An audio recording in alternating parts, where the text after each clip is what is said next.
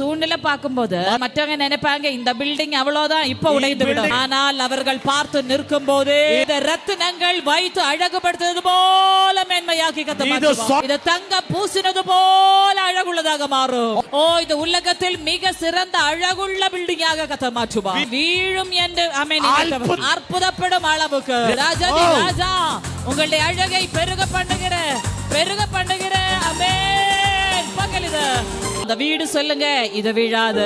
ஓ இது நொறுங்கி போவதில்லை. பிசாசே நீ பார்த்து உன்னுடைய கண் பார்வை அச்சு போவதில்லை. ஓ இது விழுந்து போவதில்லை.